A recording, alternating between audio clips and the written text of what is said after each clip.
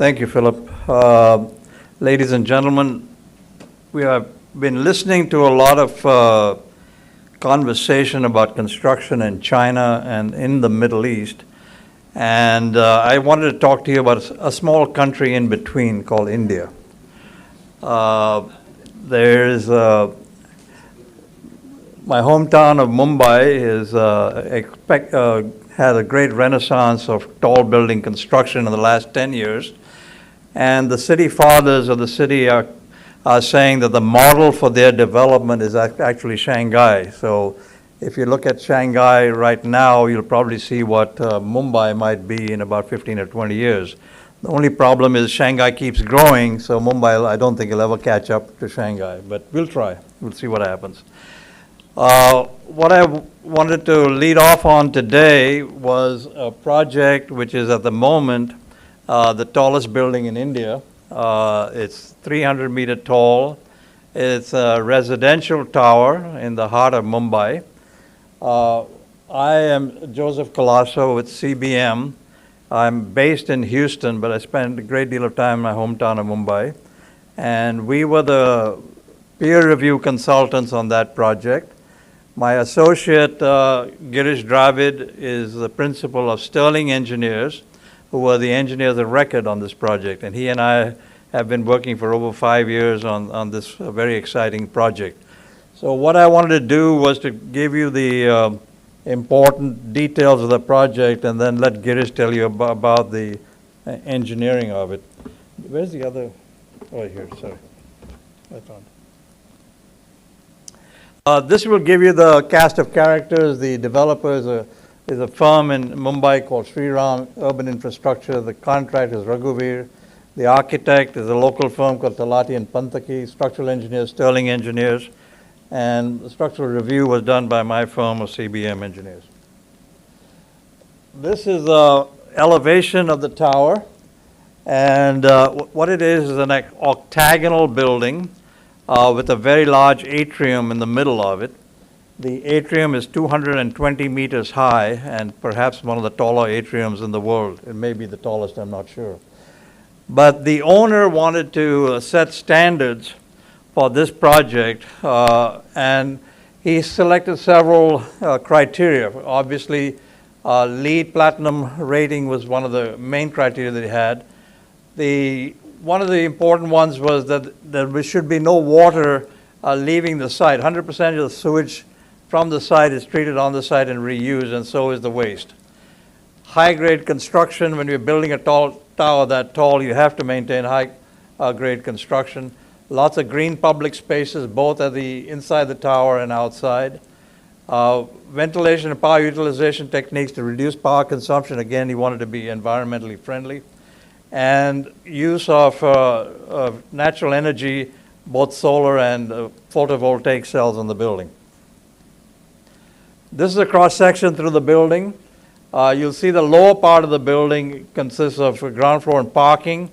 Then there's a whole series of floors of amenity levels, and then starts the apartment going all the way to the top. Now, one of the interesting challenges that you have on a mixed use like this is since you have parking layouts down below and apartments up above, the vertical supporting elements, the columns, do not line up, and so there's a very large transfer level with transfer girders 9 meters deep, which Mr. Dravid will talk about as we go along. I might just go back. This central part is an atrium. There's a break over here, and then the 220 meter tall atrium goes straight on up. One of the driving reasons for having that central atrium was at the bottom is what in India is called a Brahmastan. Lord Brahma was the creator of the world, and there's a platform for Lord Brahma, and then above that is the atrium that goes all the way to the top. In China, as most of you know, there's the feng shui requirements, and in India we have a comparable one called Vastu, and this building is also Vastu compliant. Just looking at a quick cross-section through the building, we have 2 basements, landscape terraces, the big transfer girder level that I mentioned. We have large floor plans and white column spaces at the lower levels, heavy landscaping loads and equipment loads. The structure basically was designed to be extremely flexible for any kind of use. I mentioned the Brahmastan at the bottom, which is a column-free space in the middle. The entrance canopies, we have moats, the theater, and the atrium 220 meters high, skylights, a roof cap with solar and wind energy components, and an amenity level that's second to none as far as we know, and Korean cladding. The entire structure is built out of reinforced concrete. The foundations are piling with a combined footing forming a ring raft. And the basement walls, we have a 3.5 meter thick raft underneath the main tower and 1 meter stitch raft below that. M80 concrete, self-compacting on columns. We had a tremendous laboratory on the site, and we developed M90 concrete so that we could be assured of M80 concrete on the job. There's a great deal of post-tensioning at different levels to maintain the long spans. And the transfer girders were designed by the strut and tie method that is part of the ACI code. And the Brahmastan, we had voided slabs. Girish will go through a lot of these things with you, so I will pass over them fairly lightly. This is a floor plan of the foundation level. In the pochade areas, the lightly colored ones, is a 3.5 meter raft. And in between, there's a 1 meter thick raft with hold-down piles. The important thing about this building is the structure itself. It essentially has a 3-ring support system. There's an outer ring, a middle ring, and a central ring. And because the building has got an atrium in the middle, it's essentially a very stocky building. The height to width ratio is 4, so it's not an iconic structure that you normally find, which has tremendous motion perception problems in the building design. This is the podium levels. We have 2 elevator cores that are on each side of the building, and then a ring of columns on the outside, and then another ring of columns on the inside with lots of clear spans in between. The fundamental resistance for wind and seismic comes from the perimeter system, which makes it a very strong system both for lateral rolls and torsion. We also have car lifts over here, which are used in the parking levels. The amenity level has got all the amenities you can think of, from jacuzzis to exercise rooms and so on. And again, it's got lots of long span type of construction, most of which is post-tension. Here you'll see the transfer girder level, and you'll understand it more when Girish starts to tell you about the columns up above, but the 9 meter deep transfer girders in both directions. This is a typical apartment level. Now you can see the atrium. It's a round atrium going up 220 meters to the top. We basically have about 6 meter spans in the floor plans on the 4 different wings of the building. And here are the different design criteria, which I will let Girish take over from me now.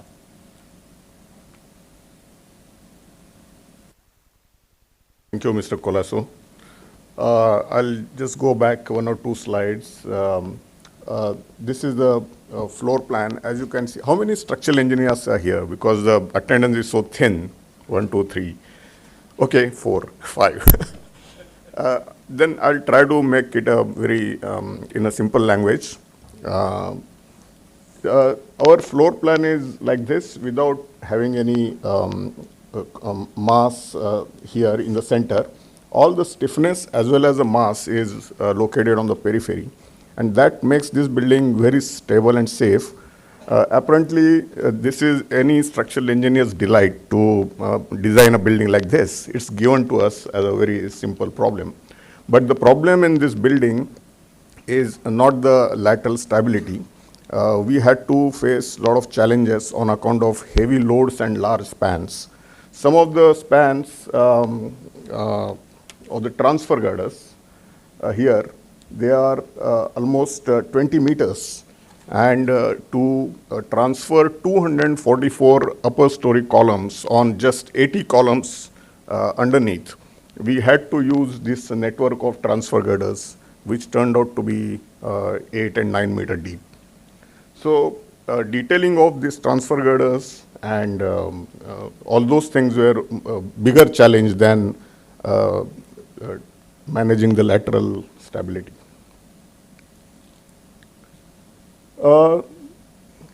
our client, the Sriram Urban, they are very progressive. One thing Joe didn't mention was that all the consultants, all the contractors, all agencies working on this project are Indian. A very patriotic set of people. And although we are all Indians, we are following CTBUH guidelines, Los Angeles guidelines, because India doesn't have a history of tall buildings. We started building tall buildings something like about 20 years ago, and we have been following international norms to design our buildings. So these are the parameters. One of the things that went into design of this building was definition of performance by client himself. So these are our normal parameters. Our code, Indian codes, limits the deflection against lateral loads to h by 500. And based on that, the client himself decided that let us restrict the deflection to height by 750 and acceleration to 10 milli-G. A lot of discussion went into this, and finally, these were the parameters for which the building was supposed to be designed. So we thought this was a sort of performance-based design. This target was given to us. It was not difficult, as I said earlier, because the building form itself is very stable. We carried out wind tunnel tests with RWDI in Canada. This is the model. You can see the current buildings around this structure and the gigantic form of this building in that area. This is a 500-meter radius area in that vicinity. Most of the analysis was done on E-tabs. However, the girder level itself, if you recall the image that I showed you for the girders, it was a network of girders. We modeled the entire girder level in three-dimensional FEM. And we applied the loads derived from the E-tabs analysis onto this model. And then individually inspected the stresses in these girders. You can see in some of the, you can see in this image how the strut and tie model actually is manifested. There is an interesting development that I wanted to tell you. Initially, the girders were supposed to be 7-meter deep, but as the building design was organic, in the sense the construction was started and the design was still undergoing its development. The developer wanted to accommodate 2 floors within the depth of the girder, and the floor height being 4.5 meters, it automatically transformed into 9-meter girders, which helped us because in that process, most of the girders became deep girders, and we could apply deep girder theory to most of the girders. This is a typical girder detail. You can see diagonal reinforcement in accordance with the stress patterns. We had also modeled, if you see in the model, these openings, and we obtained the stress patterns. This is a typical cross-section of the girder. Now, every girder doesn't have all this reinforcement. This is just a schematic sketch. But we had bundled bars, then we had horizontal post-tensioning cables, we had vertical post-tensioning cables, and there were other embedments. So we had to do a lot of coordinated detailing so that on the site, the constructors would find it easy to assemble all the elements. The developer is so enamored with this large size of the girders, he has applied for Guinness Book of World Records and is awaiting that confirmation. For the performance, in order to test whether under all different conditions the building is performing under the given limits or not, we carried out confirmatory analysis for all these conditions. And yes, we found that everything was okay. The high point in this building was use of concrete, high performance concrete. And almost every performance that was required from the concrete, like retardation or surface retardation, self-compaction, controlling heat of hydration, and lightweight concrete. All these things were used in this building. And in order to see the performance of the concrete, we used large-scale mock-ups as well. Geotechnically also, we were not having any big problem. We had 250 tons per square meter as soil bearing capacity, and the settlement was less than 25 mm. We actually conducted a foundation load test to see the performance, and it came out to be satisfactory. This was the strata. This is the founding level. This zone is a weaker soil zone, and for the construction of basement, we had to install shore piles. This is a stress diagram under foundation. Everything under limit. Extensive post-tensioning was used for the large span floors, and you can see these red lines indicate the cable layout for the parking levels, for the amenity levels. This span, Brahmasthan span, is 25 meters. So you can imagine how huge the spans were throughout the building. For the girder, of course, I explained we landed up with strut and tie action, and then we had post-tensioning carried out at the bottom tie level, in the web region, as well as in the vertical direction. You can imagine 9-meter deep girders spanning 23-25 meters. They cannot be cast in one operation, and there are so many of them. So these girders were cast in horizontal layers of a meter each time, and in order to make them act monolithically, we had resorted to vertical post-tensioning. So you can see the arrangement of post-tensioning cables. These are the horizontal cables at the lower level. This is a web profile, and these red lines, they are the vertical post-tensioning cables.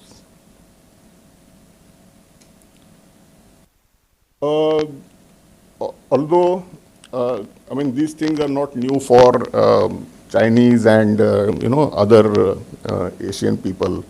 About 6 years ago, the concept of this project started, and we at that time thought of all these modern technologies to bring in the country. Today, after this building has now topped out, it's at the terrace level. But in these last 6 years, India has witnessed use of all these technologies after we first started in this building.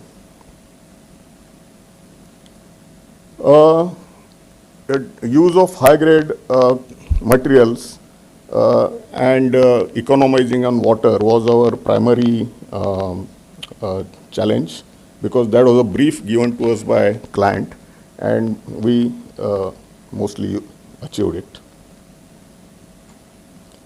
These are some of the pictures, column cages and templates for column cages. You can see how nicely, neatly the cages are made. The cages are standing 12-meter high with truss-like arrangement. Of course, self-climbing formwork was used for the first time in India. You can see 2008 was the date. Pre-engineered column formwork. You can imagine this column is almost 4 meter in length and 1.5 meter in width. Boom placers, they are using 4 tower cranes. We have also used technologies like green cutting of concrete for achieving effective bond between old and new concrete, fogging to keep the temperatures under control, humidity under control, modular formwork. You can see the mesh of post-tensioning cables here in the Brahmasthan area. This is a picture of girders, very complicated detailing, diagonal bars and post-tensioning cables, lot of reinforcement, and this is that 9-meter deep girder.